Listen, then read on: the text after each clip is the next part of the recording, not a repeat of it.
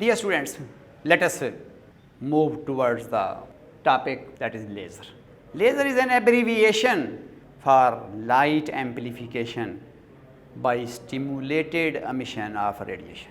So, what is meant by laser? Laser stands for light, A for amplification by, S for stimulated, E for emission of, R for radiation. Light amplification by stimulated emission of radiation. Light को amplify करने वाले हैं through the principle of stimulated emission of radiation which is the basic process of photonic. अभी हमने बच्चों पढ़ा है इससे पहले वाले सेगमेंट में. So laser stand for light amplification by stimulated emission of radiation. So this is the abbreviation of these words. Now word to word meaning बच्चों ज़रा अंडरस्टैंड करें. Light energy and according to quantum mechanics lights are wave. Amplification mean waves के amplitude की increment. आप पढ़ कर आए हैं कि जब एक वेव के साथ दूसरी वेव सुपरपोज करे इस तरह से तो इस सुपरपोजिशन को इन सेम फेज़ कहते हैं कि ये सुपरपोजिशन सेम फेज़ है. और जब दो वेव सुपरपोज करती हैं इन सेम फेज़ तो रिजल्टेंट वेव का जो एम्पलीट्यूड है बच्चों वो इंडिविजुअल एम्पलीट्यूड का सम होता है. This is known as superposition principle. अब जो रिजल्टेंट वेव बिल्ड होगी उसका एम्पलीट्यूड इन वेव के जो इंडिविजुअल एम्पलीट्यूड्स हैं उन दोनों के सम के इक्वल होगा. और ये तब होगा जब ये दोनों वेव सेम फेज़ में सुपरपोज करेंगी. अब अगर बहुत सारी वेव्स हैं सेम फेज़ में सुपरपोज करती हैं तो रिजल्टेंट जो वेव होगी जो रिजल्टेंट एम्पलीट्यूड होगा वो इंडिविजुअल एम्पलीट्यूड का सम होगा. इट मीन्स एम्पलीट्यूड इंक्रीज करेगा. इस प्रोसेस को एम्पलीफिकेशन कहते हैं. इसका मतलब है एम्पलीफिकेशन यानी वेव के एम्पलीट्यूड में इंक्रीमेंट सिर्फ तब आती है जब वेव सुपरपोज करती हैं विद सेम फेज, एक ही फेज में. अब ये mechanism stimulated emission of radiation से एक्सपेक्टेड है. अभी हमने देखा है कि जब स्टिमुलेटिंग फोटॉन एक एटम जो कि मेटास्टेबल स्टेट में है उसको रेजोनेट करवाता है तो फिर दो फोटॉन होते हैं, एक स्टिमुलेटिंग दूसरा स्टिमुलेटेड. दोनों की फ्रीक्वेंसी सेम होती है, दोनों की डायरेक्शन ऑफ मोशन सेम होती है, दोनों सेम फेज में होते हैं. तो अगर इस मैकेनिज्म से large number of photons create कर लिए जाएं which are of same colour travelling in same direction in same phase तो फिर लाइट के एम्पलीट्यूड में इंक्रीमेंट आ सकती है. लाइट की इंटेंसिटी मच हायर हो सकती है. लाइट प्योरली मोनोक्रोमेटिक हो सकती है क्योंकि जब तमाम फोटानों के कलर सेम होंगे तो लाइट 100% मोनोक्रोमेटिक होगी. तमाम फोटान सेम फेज में होंगे तो वेरी इंटेंस लाइट क्या होगी, प्रोड्यूस होगी. So laser light amplification by stimulated emission of radiation. अब लेज़र यहाँ पर लाइट का मतलब विजिबल लाइट है. ये विजिबल की बात कर रहे हैं, ये इनविजिबल रेडिएशन की बात नहीं कर रहे. हालांकि इनविजिबल रेडिएशन की भी एम्पलीफिकेशन हो सकती है. माइक्रोवेव की एम्पलीफिकेशन को बच्चों मेजर कहते हैं. मेजर, जरा look here, maser microwave amplification by stimulated emission of radiation. ये जो एम्पलीफिकेशन है ये माइक्रोवेव की है, ये इनविजिबल रेडिएशंस की है. हमारा जो टॉपिक है, हमारे जो फोटॉन्स हैं वो विजिबल रेंज के हैं. तो इसलिए आपको बताया पहली बात कि जो मेटास्टेबल स्टेट हैं हर एटॉमिक सिस्टम में नहीं होती. अब कई एटॉमिक सिस्टम में मेटास्टेबल स्टेट होती हैं लेकिन वो विजिबल रेंज की नहीं होती. तो हमने लेज़र डिवाइस बिल्ड करने के लिए, लेज़र ऑपरेशन के लिए ऐसा मटेरियल सेलेक्ट करना होता है जिसके अंदर मेटास्टेबल स्टेट हो और स्टिमुलेशन हो तो विजिबल लाइट एमिट हो. तो laser stand for light amplification by stimulated emission of radiation. First laser was developed in 1960. First laser was developed in 19. पहला लेज़र डिवाइस 1960 में बनाया गया. लेकिन बच्चों ये एक दिन की रिसर्च नहीं होती. स्टिमुलेटेड एमिशन ऑफ रेडिएशन को आइंस्टाइन ने भी स्टडी किया. और उससे पहले भी क्लासिकल फिज़िक्स में भी स्टिमुलेटेड एमिशन ऑफ रेडिएशन का कंसेप्ट मौजूद था, लेकिन सक्सेसफुली लेज़र बिल्ड कब हुआ? 1960। So what is meant by laser? Light amplification bye stimulated emission of radiation. Properties of laser. Properties of laser light. Laser light has the following property. Number 1 बच्चों, it is highly monochromatic. It is highly monochromatic. इसका मतलब क्या है बच्चों? All photons have same frequency, energy कह लें, colour कह लें, one the same. Laser light is highly monochromatic, all photons have same frequency, same energy, same colour. It is coherent. Laser light coherent होती है। इसका क्या मतलब है बच्चों? All photons are in same phase. जितने भी फोटॉन हैं सेम फेज में होंगे। अब ज़ाहिर है बच्चों, सेम फेज में होंगे तो एम्प्लीफिकेशन अचीव होगी। अगर आउट ऑफ फेज हुए तो एक दूसरे के इफेक्ट को कैंसिल करेंगे और एम्प्लीफिकेशन ऑफ लाइट नहीं हो सकती। तो एम्प्लीफिकेशन ऑफ लाइट के लिए तमाम फोटॉनों का सेम फेज में होना ज़रूरी है, और तमाम फोटॉनों को सेम फेज में लाने का एक ही तरीका है कि फोटॉन एमिट करवाए जाएं through stimulated process, through stimulated emission. Ordinary light is emitted by spontaneous emission.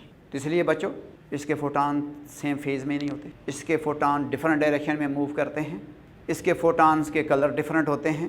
तो इसलिए हम कह रहे हैं कि ऑर्डिनरी लाइट मोनोक्रोमैटिक भी नहीं होती, कोहेरेंट भी नहीं होती। इट मीन्स एम्प्लीफिकेशन उसमें नहीं हो सकती। तीसरी चीज़, it is very intense.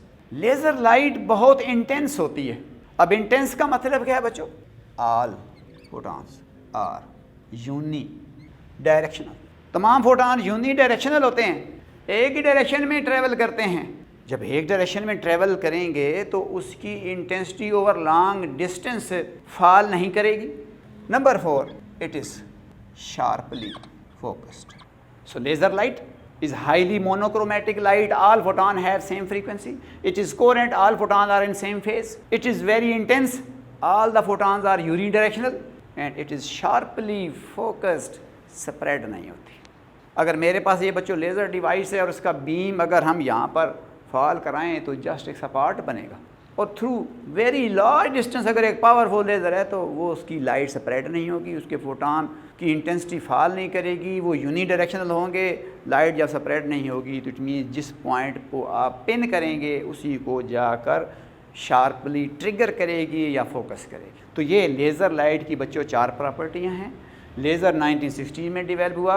Laser का मतलब क्या है? Light amplification bye stimulated emission of radiations. 4 प्रॉपर्टियाँ कौन सी हैं? मोनोक्रोमैटिक है, फेज कोहेरेंट होती है, इंटेंस मीन यूनी डायरेक्शनल होती है, और शार्पली फोकस्ड होती है। Principle, it works upon the principle of stimulated emission of radiation. So laser works upon the principle of stimulated emission of radiation. Basic process of photonic बच्चों अभी बताया था कि emission 2 तरह की है, एक by itself, दूसरा by incident photon। तो जो एटम emission करता है by itself वो तो spontaneous है, जैसे कि ordinary light spontaneously emit होती है, लेकिन ये फिर वो प्रॉपर्टीज शो नहीं करती जो लेज़र लाइट में होती हैं।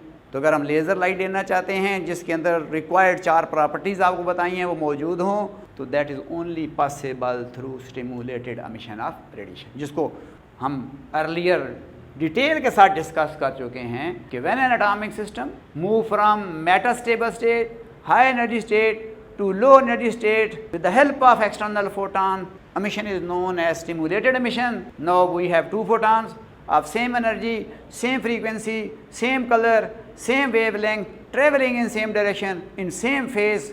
Process is known as stimulated emission. This is the basic principle of laser. Now how laser action is started? What is laser action? या लेज़र कैसे काम करता है? Laser action 2 conditions are necessary for laser action. बच्चों तब तक ये 2 condition ना हो लेज़र काम नहीं करेगा, लेज़र एक्शन नहीं हो सकता। वो 2 कंडीशंस क्या हैं? Very important one. Number 1, existence of Meta stable state. Number 2, population inversion. Two conditions are necessary for the laser operation: existence of metastable state, population inversion. अब बच्चों ये मेटास्टेबल स्टेट का होना क्यों ज़रूरी है? जैसा कि प्रिंसिपल में बताया है कि laser light is obtained by stimulated emission of radiation, और स्टिमुलेटेड एमिशन के लिए मेटास्टेबल स्टेट का होना ज़रूरी है, लॉन्ग लाइफ स्टेट का होना ज़रूरी है। अगर हमारे पास ऐसा मटेरियल है जिसमें से हम लेज़र लाइट लेना चाहते हैं और उसमें मेटास्टेबल स्टेट ही नहीं है, तो फिर इसका मतलब क्या है? हम लेज़र लाइट उसे ऑब्टेन नहीं कर सकते। रीज़न क्या है? क्योंकि उस मटेरियल के अंदर जब स्टिमुलेटेड एमिशन नहीं होगी, स्पॉन्टेनियस एमिशंस होंगी, तो फिर वो चार जो रिक्वायर्ड प्रॉपर्टीज़ हैं लेज़र लाइट की वो हमें ऑब्टेन नहीं होगी। इसका मतलब है कि स्टिमुलेटेड एमिशन ऑफ रेडिएशन के लिए एटॉमिक सिस्टम के अंदर, मटेरियल के अंदर, लेजिंग मीडियम के अंदर, एक्टिव मीडियम के अंदर जिसमें से लेज़र निकलता है, जिस मटेरियल को यूज़ करते हैं उसको एक्टिव मीडियम बोलते हैं।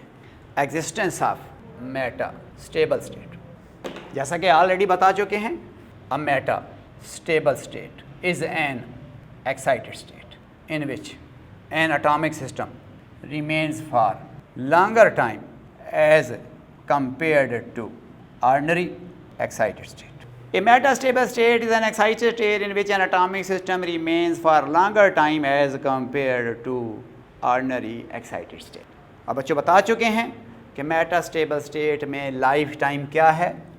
Life time in metastable state that is 10 raised to power minus 3 seconds. Life time in ordinary excited state 10 raised to power minus 5 seconds. And this time, which is ordinary excited state, that is 10 raised to power minus 8 seconds. This time is much higher than this time. और बच्चों कई ऐसी भी metastable state होती हैं जिनका life time 10 raised to power minus 3 second से भी लिटिल बिट हायर होता है। हम कह रहे हैं कि जिस एक्साइटेड स्टेट का life time 10 raised to power minus 3 second या इससे भी बड़ा होगा वो मेटास्टेबल स्टेट ही कहलाएंगी, होंगी टेम्परेरी, लेकिन लाइफ टाइम उनका मच हायर होगा as compare to an ordinary excited state. So metastable state is an excited state in which an atomic system remains for longer time as compared to the ordinary excited state. But existence of metastable state is necessary for the laser action. कि अगर हमारे पास हमारे lazing material के अंदर metastable states नहीं हैं तो laser work नहीं कर सकता। उसकी रीज़न क्या है? उसकी रीज़न बच्चों ये है कि अगर लाइफ टाइम ही ये होगा, इसका मतलब स्टिमुलेशन नहीं होगी, इसका मतलब है कि spontaneous emission will take place before stimulating emission. Stimulated emission करने का मौका ही नहीं हमारे पास। लाइफ टाइम इतना कम है कि एक एटम हाई एनर्जी स्टेट में जाएगा, वापस भी आ जाएगा, और इंसिडेंट फोटॉन को ट्रिगर करने का या एक्साइटेड एटम को ग्राउंड स्टेट में लाने का, रेजोनेट करवाने का मौका ही जब नहीं मिलेगा, it means laser light obtain नहीं हो सकती। It means existence of metastable state is existence of metastable state in lasing medium is necessary for the laser action. It means existence of metastable state in lasing medium necessary for laser action, otherwise spontaneous emission will take place before stimulated emission. कि अगर आपके पास lazing material में metastable state exist नहीं कर रही, इस life time वाली state ही नहीं है आपके पास, तो इसका मतलब है एटम खुद ब खुद ही एमिशन करेगा, स्पॉन्टेनियस एमिशन होगी। ऑर्डिनरी एक्साइटेड स्टेट का लाइफ टाइम कम है, तो इस वजह से spontaneous emission will take place before stimulated emission. तो इसलिए बोल रहे हैं कि जिस मीडियम से हम लेज़र लाइट लेना चाहते हैं उसके अंदर मेटास्टेबल स्टेट्स का होना ज़रूरी है। इसका मतलब बच्चों मटेरियल को स्टडी किया जाता है। पहले हर मटेरियल की स्पेक्ट्रोस्कोपी की जाती है, उसकी एनर्जी स्टेट स्टडी की जाती हैं, उनके लाइफ टाइम कैलकुलेट किए जाते हैं, फिर जाकर पता चलता है कि इस मटेरियल से लेज़र ऑब्टेन हो सकता है या नहीं। अब ये तो नहीं कि हम हाइड्रोजन से लेज़र लाइट ऑब्टेन करा रहे हैं, क्योंकि बाल्मर सीरीज़ तो है, विजिबल स्पेक्ट्रम का पार्ट तो है, लेकिन जितनी लाइनें बाल्मर सीरीज़ की हैं वो जिन ट्रांजिशन से बनती हैं उन तमाम ट्रांजिशंस को अगर हम देखें तो कोई भी हाइड्रोजन एटम की एक्साइटेड स्टेट मेटास्टेबल स्टेट नहीं है, इसलिए हम हाइड्रोजन से लेज़र लाइट नहीं ले सकते। लेकिन किन किन मटेरियल से लेज़र लाइट ली गई है या ले सकते हैं, अभी तक जो फोटोनिक टेक्नोलॉजी डेवलप हुई है वो हम जब लेज़र की टाइप्स पढ़ेंगे तो वहाँ पर आपको फ्यू नेम ऑफ लेज़र्स बताएंगे। जैसे कि अभी इसी टॉपिक के एंड पे हम हीलियम नियॉन लेज़र पढ़ेंगे।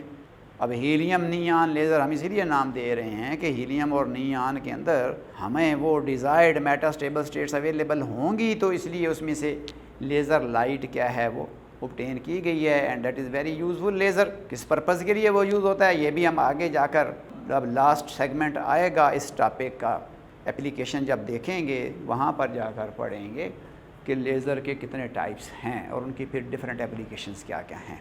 सो 2 conditions are necessary for laser action. Number 1 condition discuss की है, that is existence of metastable. Condition number 2 पढ़ने वाले हैं population inversion according to Maxwell Boltzmann statistics. According to Maxwell-Boltzmann distribution in any atomic system, the number of atoms in energy state E in thermal equilibrium are proportional to, that is, number of atom in energy state E. These are proportional to exponential power E divided by kT. This is a Maxwell-Boltzmann distribution.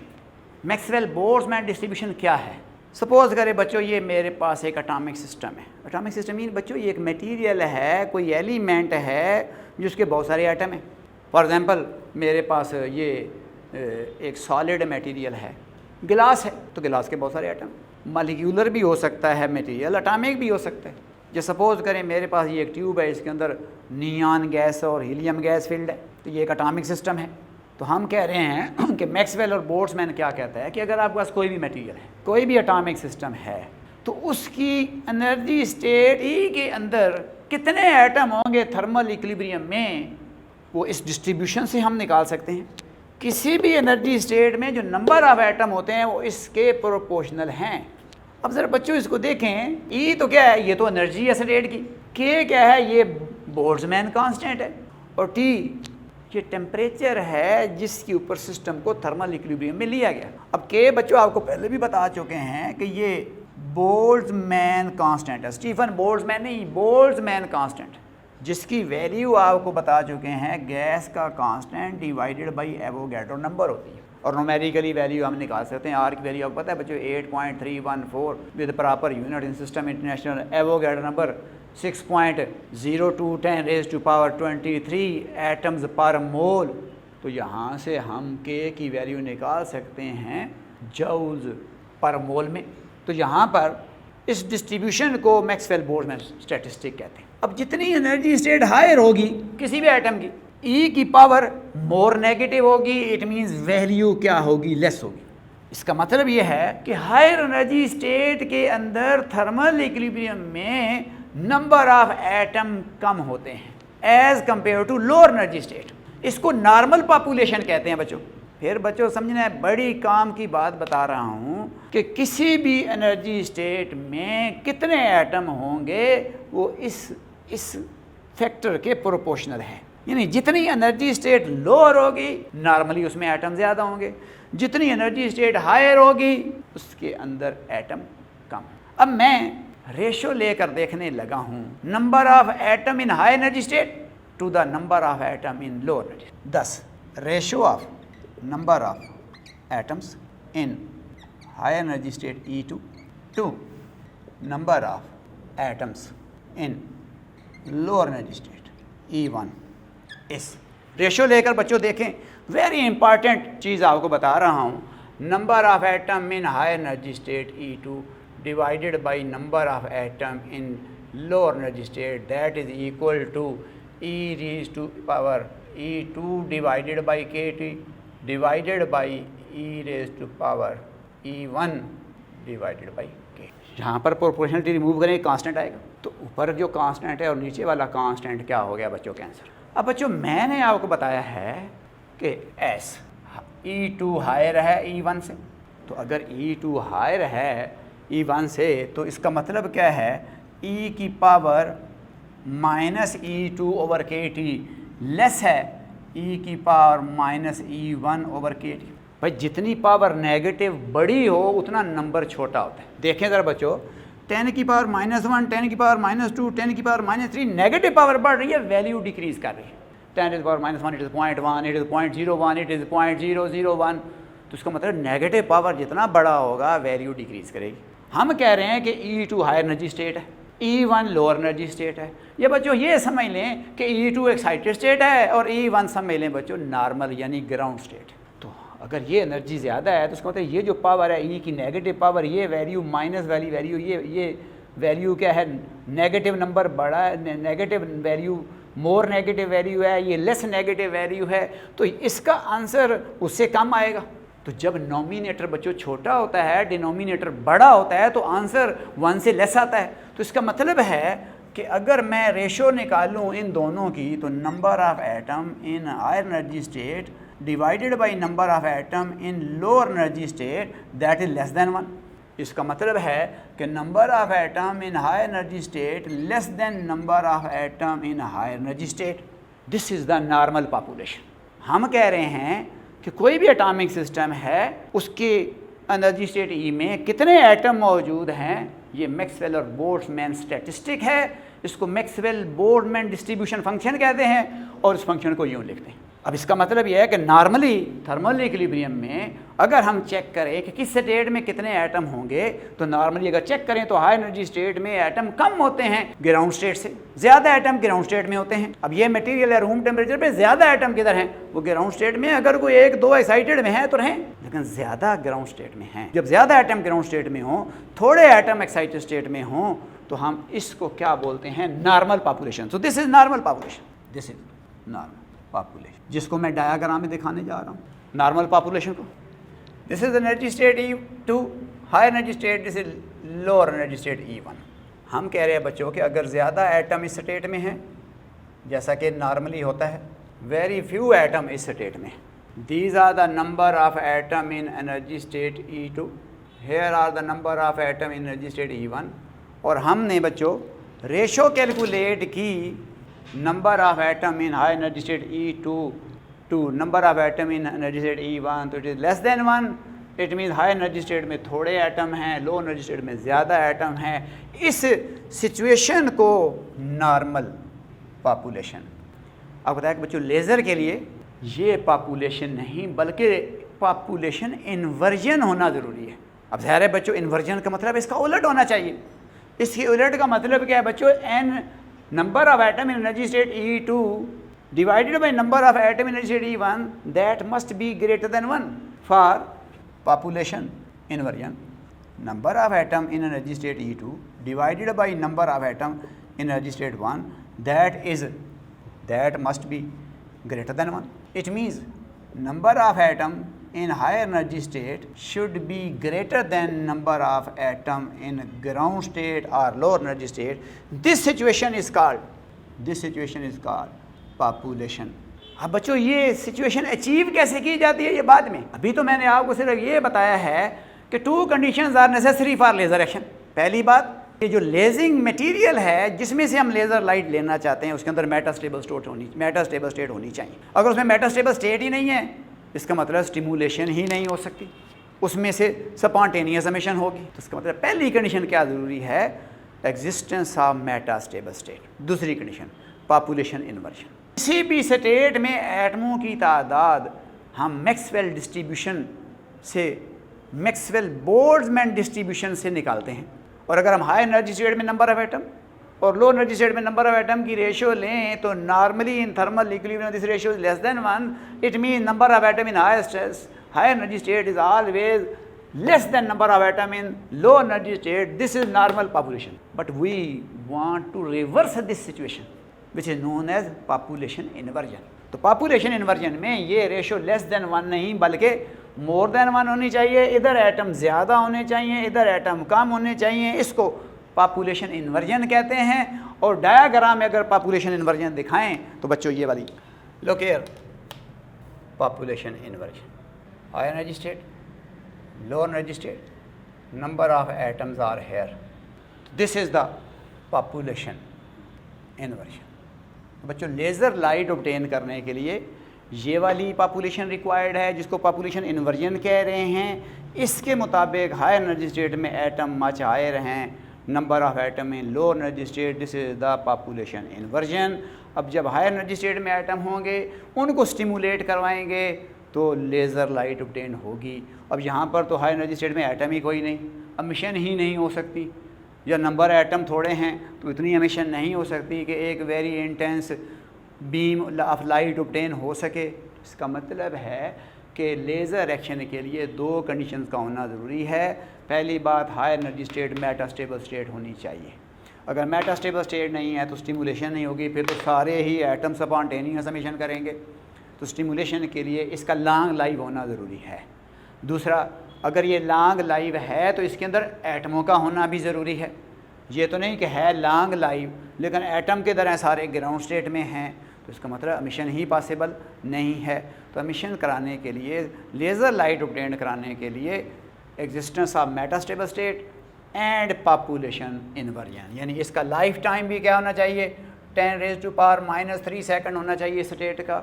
Atom भी इसमें मौजूद होने चाहिए। No it is possible to stimulate this atom and we can obtain laser light, where we can obtain monochromatic, intense, coherent and sharply focused light which is known as laser or laser light. So these are the two conditions which are necessary for the laser action. How population inversion is achieved?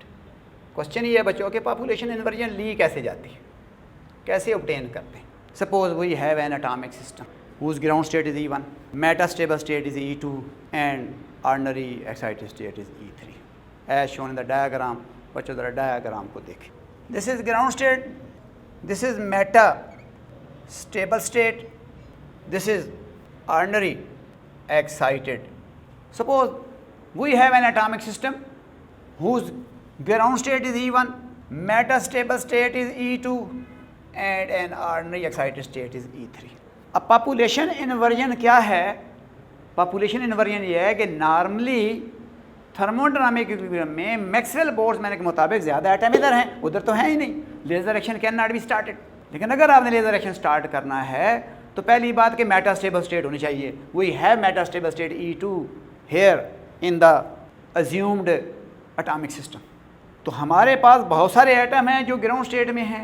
हम उनको क्या करेंगे, उनको higher energy state E3 में excite कर देंगे। यानी large number of atom of lasing और acting medium are excited to higher energy state E3 with the help of source. This process is named as pumping. इसको pumping कहते हैं बच्चों।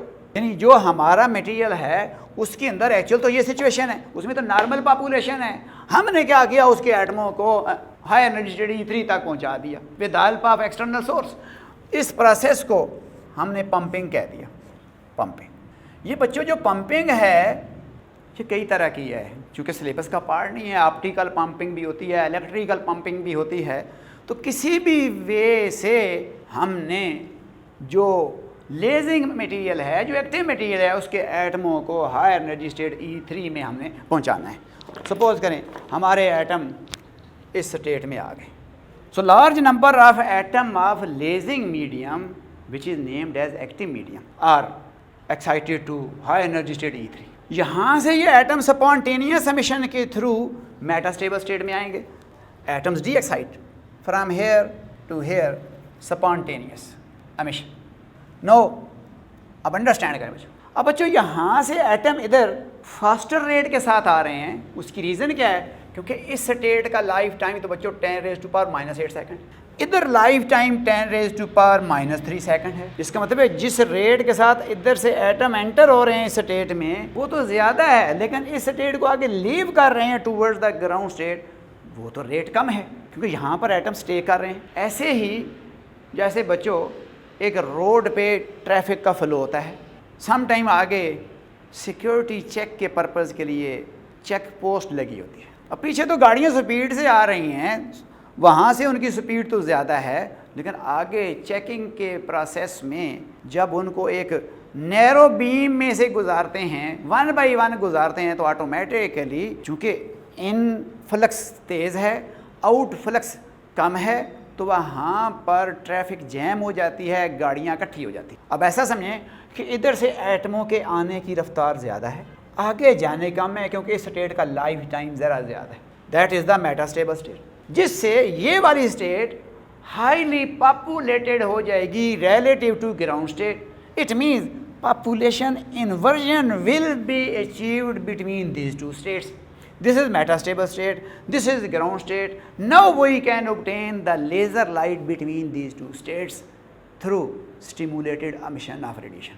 इन दो स्टेट के दरमियान स्टिमुलेटेड एमिशन नहीं हो सकती। बात समझेंगे? इसका मतलब पॉपुलेशन इन्वर्जन अचीव करने का क्या तरीका है कि large number of atom of lasing medium are excited to high energy state. लेकिन ये ध्यान में रखें कि suppose we have atomic system, suppose our atomic system has E1 ground state, E2 meta stable state, E3 ordinary excited state. इसमें life time 10⁻³ second, इसमें life time 10⁻⁻8 second, और ground state it is permanent state. इसमें तो जब तक induced absorption ना हो, atom तो इनफाइनाइट टाइम के लिए रहता है। Ground state is actually permanent state, और उस स्टेट को अगर बदलना है तो हमें तो इंड्यूस एब्जॉर्प्शन करनी पड़ती है। तो life time of this state is infinity. Life time of metastable state is 10⁻³ second और much higher than this value, and ordinary excited state has very short life time which is 10⁻⁸. So suppose we have atomic system, mean suppose we have lasing medium active या lasing medium. Population inversion achieve करने का तरीका बच्चों आपको बताया है। Large number of atoms of active medium are excited to ordinary excited energy state E3. They excite from E3 to E2, जो कि बच्चों मेटा स्टेबल स्टेट है, spontaneously. Large number of atom of lasing medium are excited to ordinary excited state E3. They de-excite, not excite. They de-excite. This process is de-excitation. De-excite. These atoms de-excite from E3 to E2, जो कि metastable state है, spontaneously. उधर से ये atom through spontaneous emission आ गए. Therefore, atom reach state E2 much faster than they leave. अब ये जो सेंटेंस लिखा है कि atom reach much faster, reason क्या है बच्चों? Ordinary excited state life time बहुत कम है, यहाँ से लीव करना है, लाइफ टाइम बहुत बड़ा है, यहाँ ज़्यादा रुकेंगे, ज़्यादा देर ठहरेंगे, ज़्यादा टाइम के लिए स्टे करेंगे, तो हम कह रहे हैं atom reach state E2 much faster than they leave. तो इसका मतलब क्या होगा? In this way number of atom in state E2 ज़्यादा हो जाएंगे number of atom in state E1। इसका मतलब है population inversion will be achieved. तो जब इस स्टेट में एटम ज़्यादा हो जाएंगे, number of atom in this state E2, number of atom in this state NE1, तो जब ये लार्जर हो जाएंगे इससे, population inversion will be achieved between Meta stable state E2 and ground state E1. So this is the way to obtain the population inversion. Suppose we have an atomic system whose ground state is E1, metastable state is E2, ordinary excited state is E3. Large number of atom of lasing material are excited to ordinary excited state. From E3 to E3, the atom de-excite itself, which is known as spontaneous emission. So it means जो point की बात आपको बताई है कि atom reach state E2 much faster then leave this state, so here large number of atom will be collected. It means population inversion will achieved between metastable state and this ground state. अब next क्या होगा? An atom de-excite from state E2 to E1 by itself. एक atom खुद ब खुद क्या करेगा, इधर से इधर आएगा, एक फोटान एमिट करेगा जिसकी एनर्जी E2 और E1 का डिफरेंस होगी, और वो वाला फोटान फिर रेजोनेट करवाएगा बाकी एटमों को, और we get large number of photons of same frequency, same colour, same wavelength, same energy, travelling in same direction, in same phase. We get very intense, sharply focused beam of light which is known as laser light. So laser light here can be obtained between these two states. So how this happen? When population inversion is achieved, an atom de-excite from state E2 to E1 by itself and emits a photon of energy HF which is E2 minus U1. When population inversion achieved, कि जब इधर atom बहुत सारे इकट्ठे हो जाते हैं, an atom de-excite from E2 to E1 by itself and emit a photon of energy HF. ये जब एटम यहाँ से कोई एक एटम जब de-excite करके इधर आएगा तो एक फोटान एमिट करेगा, ये ट्रिगरिंग फोटान है, ये वाला ये ट्रिगरिंग फोटान है बच्चों HF which is E2 minus. ये वाला फोटान जब क्या करेगा, बाकी एटमों को रेजोनेट करवाएगा तो हमारे पास large number of photon obtain होंगे, तमाम फोटान सेम होंगे। दिस इज़ लेज़र, ये लेज़र लाइट निकली। This photon induce stimulation in the excited atoms and monochromatic, phase coherent and intense beam of light is obtained called laser light. तो इस तरह से population inversion बच्चों achieve होती है और फिर उससे लेज़र ऑब्टेन होती है। फिर बता रहा हूँ कि 2 conditions are necessary for the laser action. Existence of metastable, अगर मेटास्टेबल स्टेट ना हो लेजिंग मटेरियल के अंदर, एक्टिव मटेरियल के अंदर, तो बच्चों लेज़र लाइट ऑब्टेन नहीं हो सकती। उसकी रीज़न क्या है? Spontaneous emission will take place before stimulated emission. दूसरी बात, पॉपुलेशन इन्वर्जन का होना ज़रूरी है। Number of atom in high energy state must be greater than number of atom in ground state. How population inversion is achieved? Suppose we have atomic system in which E1 is ground state, E2 is metastable state, E3 is ordinary excited state. Large number of atom of lasing material are excited to high energy state E3 with the help of source. This mechanism is named as pumping. Atom de-excite from E3 to E2 by itself, emission is spontaneous. अब मैंने बच्चों बताया जिस rate के साथ atom आ रहे हैं वो रेट ज़्यादा है, जिस रेट के साथ स्टेट को लीव कर रहे हैं वो कम है। So this state will be highly populated as compared to ground state. It means population inversion will achieve between metastable state E2 and ground state E1. Now an atom de-excites by itself from E2 to E1. This photon is emitted via spontaneous emission. मैंने बताया कि ये वाला photon क्या करेगा? This photon induce stimulation in the excited atoms. Monochromatic, phase coherent, intense beam of light obtained होगी जिसको हम बच्चों लेज़र लाइट कह रहे हैं। So this is the laser action.